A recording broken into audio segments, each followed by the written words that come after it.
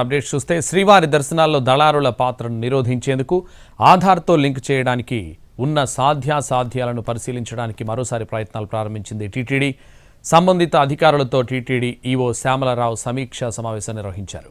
కేంద్రం నుంచి అనుమతులు లభిస్తే ఆధార్ లింక్ విధానంతో దళారీ వ్యవస్థకు చెక్ పెట్టొచ్చని భావిస్తోంది టీటీడీ.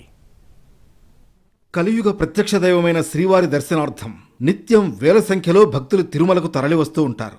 ఏటా స్వామివారిని 2.5 కోట్ల మంది భక్తులు ప్రత్యక్షంగా దర్శించుకుంటూ వస్తున్నారు. శ్రీవారి ఆలయంలో ఉన్న స్థలాభావం దృష్ట్యా అంతకు మించి భక్తులు శ్రీవారిని దర్శించుకునే పరిస్థితి లేదు. ఇప్పటికే శ్రీవారి ఆలయంలో దర్శన విధానాల్లో అనేక మార్పులు చేసింది టీటీడీ. 1983లో లఘు దర్శన విధానం, 2005లో మహాలఘు దర్శన విధానం ప్రవేశపెట్టడంతో ప్రస్తుతం రోజు శ్రీవారిని 90,000 మంది వరకు కూడా భక్తులు దర్శించుకునే అవకాశం లభిస్తోంది. ఆగమ శాస్త్రాన్ని అనుసరించి ఆలయ నిర్మాణాలలో ఎలాంటి మార్పులు చేసే అవకాశం లేకపోవడంతో భక్తులు గంటల తరబడి క్యూలైన్లలో వేచి ఉండాల్సి వస్తోంది. అయితే భక్తులు సులభతరంగా స్వామి దర్శనం చేసుకునేందుకు టీటీడీ అనేక ప్రయోగాలు చేస్తోంది.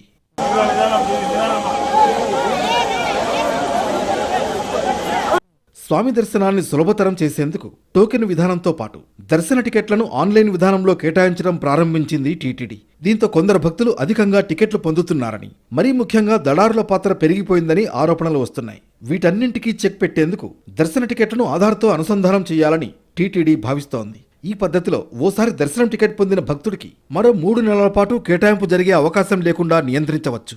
దీంతో భక్తులందరికీ దర్శనం టికెట్లు లభించే అవకాశం ఉంటుందని టీటీడీ ఆలోచిస్తోంది.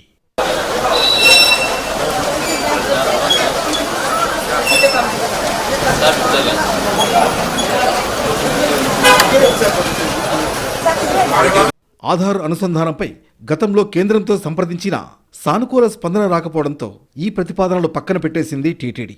ఆధార్ లింక్పై సుప్రీంకోర్టు ఆంక్షలు ఉండడంతో గతంలో టీటీడీ చేసిన ప్రయత్నాలు ఫెయిల్ అయ్యాయి. ఇటీవలే టీటీడీ ఈవోగా బాధ్యతలు స్వీకరించిన శ్యామలరావు మరోసారి ఈ ప్రయత్నాలు ప్రారంభించారు. సంబంధిత అధికారులతో పాటు టీటీడీ ఐటీ విభాగం అధికారులతో సమావేశం నిర్వహించారు. దర్శన టికెట్లతో ఆధార్ అనుసంధానం చేయడానికి ఉన్న అవకాశాలను పరిశీలించమని ఆదేశాలు జారీ చేశారు. దీంతో మరోసారి ఆ దిశగా ప్రయత్నాలు ప్రారంభించింది టీటీడీ.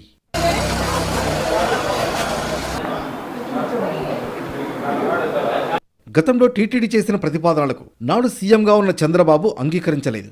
ఆధార్ అనుసంధానం చేయాలంటే చట్టంలో మార్పులు తీసుకురావాల్సి ఉండడం, భక్తుల మనోభావాలతో ముడిపడిన అంశం కావడంతో సానుకూలంగా స్పందించలేదు. ప్రస్తుతం చంద్రబాబు మరోసారి సీఎంగా ఎన్నికయ్యారు. ఇలాంటి సమయంలో టీటీడీ చేస్తున్న ప్రయత్నాలు ఎంతవరకు సఫలీకృతం అవుతాయన్నది ప్రశ్నార్థకంగా మారింది.